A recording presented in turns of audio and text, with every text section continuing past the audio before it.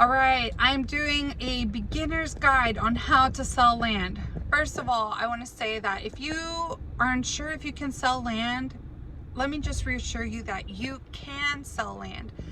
My husband, whenever we got married, he's the one who kind of brought me into the land business that he had started at the time. It was much smaller. We had about 5 properties ranging in like $500 to $2,000 for the property, and so they were small properties, but I figured out how to sell it. And it does not, I'm a teacher, a previous teacher. I'm a stay-at-home mom right now, and I just want you to know it does not take much to sell land. You will notice that people ask very similar questions, and you kind of just give them the same response over and over. So after you do it a couple times, it just becomes habit. So first is, where would you sell land? I would say start with the the free places. Not even cheap. Forget spending money. If you're a newbie trying to sell, start with Facebook Marketplace. It is a great place to get practice answering a ton of leads, and then it's just free. So start with Facebook Marketplace is my suggestion. Post up some pictures. And some of our listings, we don't even have pictures of the land. We just take a screenshot of the Google Maps, and then, I'll do different topographies on there so that they can see kind of a different view for the property, and that's enough. So if you want to sell land, put some details about the properties, a few pictures, and then go ahead and post it. If they have very specific questions, refer them to the county. Do not spend the time doing the research for people. Serious buyers will do their own research. When I first started selling land online, I would go out of my way to answer the questions. Can you put water on there? Is electricity nearby? How much to get electric there? How much to get a well? You do not need to figure that stuff out for people. A serious buyer will do all of the research themselves. People also want to know, what are the restrictions? Well, a lot of rural land does not have a lot of restrictions, but we don't know what they want to do.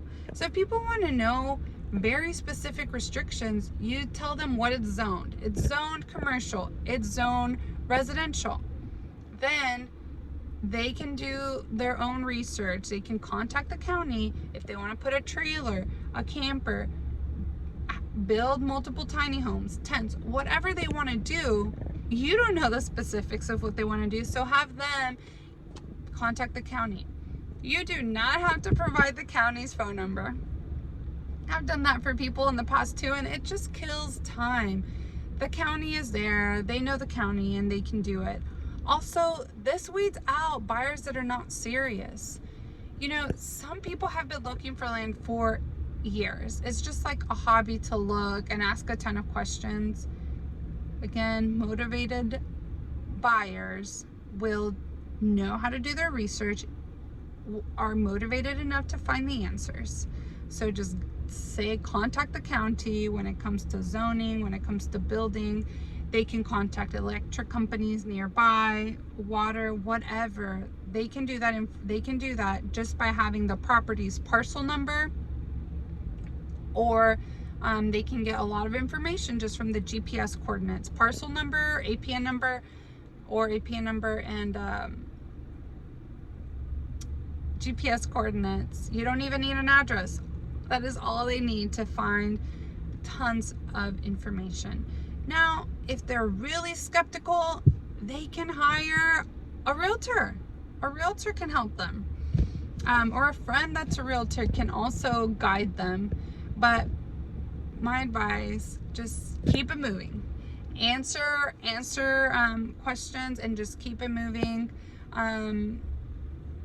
Just, be cordial, be flexible. If people want to negotiate, be flexible. And you can definitely make this sell, especially if it's for your business, it's for your gain. I would say don't be pushy. This is just something I keep in mind. Even if I'm desperate, like I really want to make this sell, don't let them see I'm desperate. I try to just keep it cool. Even if I haven't gotten a lot of leads, it's like I don't want them to sense that. I just want them to know, like, there's other people interested. Let me know what you're thinking. Especially if they, like, one thing that I do to kind of see how serious they are, is like, okay, well, let me know because the weekend is coming, and usually people go out and see. I'll say usually people go out on the weekends to check it out. So if you want to make a down payment or whatever, let me know before the weekend. If not, we'll be in touch. So that sometimes puts a little bit of pressure on people, but honestly, if they're interested, they don't even need that motivation. They'll just kind of go ahead and do it. One thing I will say, be a little bit careful with people that just keep putting you off. If they're like, I'm buying it right now, and then you send them all the information, they're like, oh, I'll get around to tomorrow, and then it's the next day, and then they still haven't done it, and then they are sick, or, you know, every day they're just making excuses. Move on. Those people are not serious.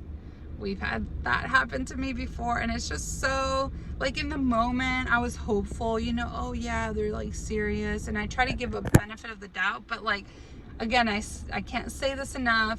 Serious buyers will just buy it.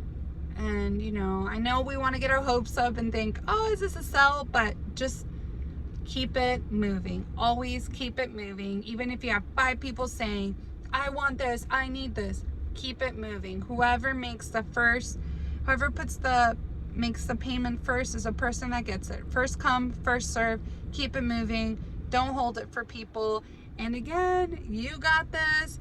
If you have any odd questions that people have given you, like, can you grow marijuana on this land? I'm not quite sure. You can contact the county and ask. I used to get that a lot in Oklahoma especially. So if you have any odd questions that people have had for you, go ahead and comment them below. If you need some advice or anything, feel free to comment below. And again, you got this. This business is for you. Peace.